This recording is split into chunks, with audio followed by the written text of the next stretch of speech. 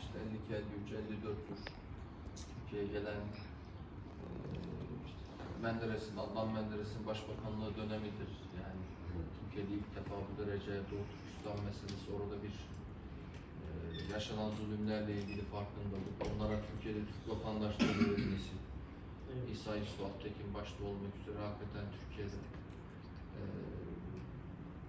bu hissiyata sahip insanlar hep sahiplenmiştir Doğu Türkistan meselesinde. Siyaset içinde de sahiplenmiştir. Bir parti meselesi olarak kimse bakmamıştır. Evet. Böyle bir arka planımız var bizim parti olarak geçmişimizde. Onu da vesileyle paylaşmak istedim yani biz.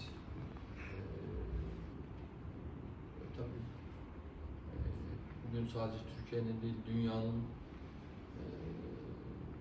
mücadele ettiği bir güç haline, kendisini yapılandırarak elindeki ekonomik gücü, bir militer, ekonomik dinamik haline getirdi.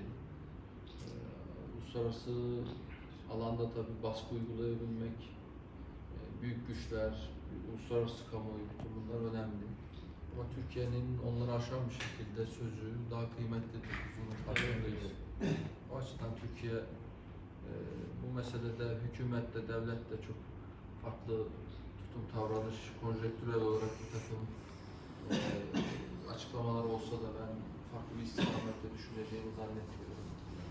Ama sağlıklı bilgilendirmeler yapmak lazım. Tabii buradan bir direnç oluşturarak orada yaşayan insanlarımızın sesi, orada yaşayan insanlarımızın feryadını bu tarafa aktarabilmek Çin üzerinde dönen bir baskı olacaktır.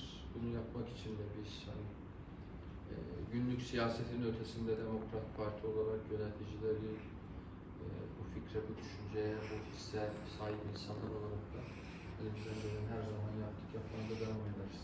Allah razı olsun başkanım. Biz Türk Demokrat Kısalar adına zaten siz dediğiniz gibi Türkiye'nin sesi biz için en önemli şu an. Mesela bakın, mesela yıllardır tahammül, ABD Dışişleri Bakanlığı Çin'e karşı seslenir. Ama hiç Doğu Türkistanlar için bir faydası olmuyor. Evet. 2009 yılında Sayın Cumhurbaşkanı Recep Tayyip Erdoğan, Ürümçi büyük katliamda Çin'in soykırımcı diye bir ses getirdi, dünya ayağa kapanmıştı. Ama bugün Sayın Cumhurbaşkanımız inşallah öyle bir açıklama yapsa, Trump'ın 4 sene açıklamasını Cumhurbaşkanımızın bir kere açıklaması en önemli. Neden? Türkiye Cumhuriyeti'nin Cumhurbaşkanı olduğu için, hem zalim için, Çin Seddi'ni Türk korkusuyla yaptılar zaten. Kırşat Kırık askeri de Çin'in ordusunu basmıştı. Evet. Osman Batur tek başına Çin'e karşı mücadele vermişti. Çin'in dünya tek korkusu Türkiye. Mesela Türkiye kim Cumhurbaşkanı olsa olsun zaten Türkiye'den bir ses gelse Çin bundan korkuyor. ABD, Avrupa var korkmuyor zaten. Türkiye'nin en korkuyor. Bu yüzden Türkiye'nin sesi duyuşturan İletişim falan imkanı yok değil mi orada yani insanların? Maalesef. Yani Başkanım, dünyayla bir iletişimi yok yani her şey kısıtlı herhalde. Kısıtlı. Mesela 4 senedir Türkiye'de yaşayan öğrenci, kadın, çocuk, erkek, hem ticaretçi, hiçbiri siyasetçi Doğu Türkistan'a giriş çıkış yapamıyor. Hem telefonda konuşamıyor. Ben dedim kendim 4 senedir Doğu Türkistan'da kimseyle konuşamadım. Akrabasım, dostum, ailem falan. Kimseyle iletişim yok. Sadece ben değil, Doğu Türkistan herkes öyle. 21. asırda, bugün de her yer telefon, bilgisayar. Böyle bir zamanda 4 senedir ailesiyle, kendi vatanıyla iletişim kuramaz. Bu ne demek? Yani hiç telefon falan kullanma imkanı oradakilerin Mümkün değil. mümkün değil. Mümkün değil. Yok telefonu var da ama buradan araması mümkün değil. Bir telefon aradığınız zaman oradan Çin ajanları her zaman takip ediyor. Tabii. Kimden telefon geldi? Dışarıdan, Türkiye'den geldiği zaman onları alıyor, hapse atıyor. Evet. Ya zindan ya idam ediyor, ya bir 10 sene ya 100 sene ceza veriyor. Yani her yaşayan, Korkadan kimse telefon arayamıyor. yani her yaşayan Uygur Türklerinin evinde bir tane Çinli barındırıyorlar. Hem onlarla beraber 24 saat yaşıyor. Evin içinde en ufak bir hadise olduğunda hemen Evet. Çin hükümetine bildiriyor. İşte bu Türkiye'den telefon geldi, işte bu Amerika'dan telefon geldi, bu Fransa'dan telefon geldi gibi hemen karşı tarafa kendi hükümetine bildiriyor ve anında polis kapıda zincirleri vuruyorlar, kelepçeliyorlar, doğru zindana. Her ailede birden Çin ajan yerleştirmişler. Hem kadınların Çok tecavüz acı yapıyor, bir, her şey yapıyor. vahim bir sonucu. Bunu söylemekten içerisindeyiz. utanıyoruz başkanım. Söylemekten utanıyoruz. Hem bu Türkiye Dışişleri Bakanımız Sayın Mevlüt Çavuşoğlu bir açıklama yaptı. Biz Çin'e bir grup göndermek istedik diyor. Çin'den gerçek zulüm oldu, Uygur Türkleri yaşadığı için izin vermedi diyor. Mesela önceden ben o Türkiye'ninki insan hakları gittim. Dedim bir insan haklarından bir grup gönderelim Doğu Türkistan'a. Çin'in yapmış olduğu zulümlerini, işkencesini, camiler ateş yapıyor, kuralları yapıyor. Onu bir görün dedim. Dedi ki biz grup gönderdik diyor.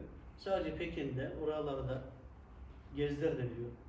Ama Doğu Türkistan'a giriş için izin vermedi diyor. Bakın bir devletle ki insan hakları, Dışişleri Bakanlığı giriş yapamıyor. Biz nasıl giriş yapabiliriz? Çin'in bir suçu olmasa, gerçek Doğu Perinçik dediği gibi orada zulüm olmasaydı, Doğu Türkistan her zaman serbest açık kalırdı. Gazeteciler dünyanın her yerinden girip oradan bilgi alırdı. Ama herkes için kapalı. İşte tabii Doğu Türkistan'ın bulunduğu coğrafya için kritik bir coğrafya, maden değil mi? Yani Evet, en zengin bir en zengin bölge. Yeraltı zenginliklerine sahip olan Ve bütün bir Orta ülke. Asya'ya kapısı Doğu Türkistan Evet. yani netice itibariyle. Bakın burada Doğu Türkistan, Kırgızistan, Kazakistan, Özbekistan, Tacikistan, Pakistan, Hindistan çok devletlere sınır zaten. En önemli bir toprak. Hem çok zengin bir toprak. Çok büyük zenginlik, doğallık. Mesela Suudi Arabistan, Dubai'de zengin bir toprak. Mesela Çin, Doğu Türkistan el almadan önce çok fakir bir devlet. Aşraftan ölmüş, kendisi sahip çıkamamışlar. Hatta kendi çocuklarının etini yemişler Çinler. O zamandan kalmış Çin'in yarasa, köpek, her şey yiyor ya. Ama sonra Doğu Türkistan aldı, oradan zenginlik, altın, petrol çıktı. Sonra Çin zenginleşti. Bakın bugün mesela Doğu Türkistan'da 15 sene Osmanlı kutlu soktu oldu. Tarihte. Bugün Doğu Türkistan, Türkiye biri olsa biz dünya hükümetimiz mi olur? Aynen. Dadılarımız hükümet gibi. Ama Çin'in elinde olduğu için Çin dünya hükümetmek için uğraşıyor.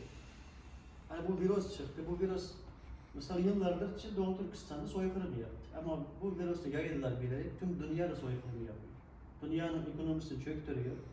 Kendisi aşını kendisi üretti, kendisi kurtuldu. Her yerden ekonomi çöktü, zayıfleşti dünya, Çin güçleniyor. Aslında bu Çin'in dünyaya bir savaş açması bu. Dünyada soykırım gerçekleştirmesi. Ama dünya bunun farkında değil ama. Yani tabii büyük maddi gücünü de kullanıyor. Evet. Evet. Yani Türkiye dahil Afrika muazzam bir ekonomik güce her sene yükselen bir ivmeyle. Ama bu netice itibariyle Türkiye'de dahil insanların fikirlerini söylemeyeceği manasına gelmez.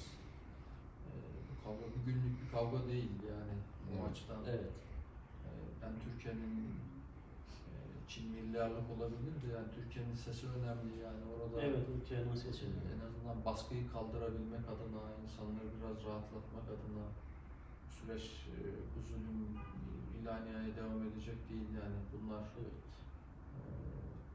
tabii Çin'in kendi içinde hani demokrasi, insan hakları falan yani. Böyle bir Sayın Genel Başkanım, yok. mesela Çin'den gelen treni Türkiye'de durdursa, yolunu kapatsa, Cumhurbaşkanı bir açıklama yapsa, oradaki zulümünü durdur, sonra trenin geçsin. Acaba bunun faydası olur mu? Elbette bir manası olur bu işlere. Bunları yapmak lazım yani. Bunları illa devletin müsaade edip etmemesi diye bakmamak lazım. Türkiye'de insanların hissiyatını bir türlü bunlara tepki koymak lazım. Evet. Çünkü ticaret ayrı, oradaki zulüm bir ayrı. Orada hem Müslüman, hem Türk, hem din kardeş, hem kan kardeş, orada zulüm işkencesi.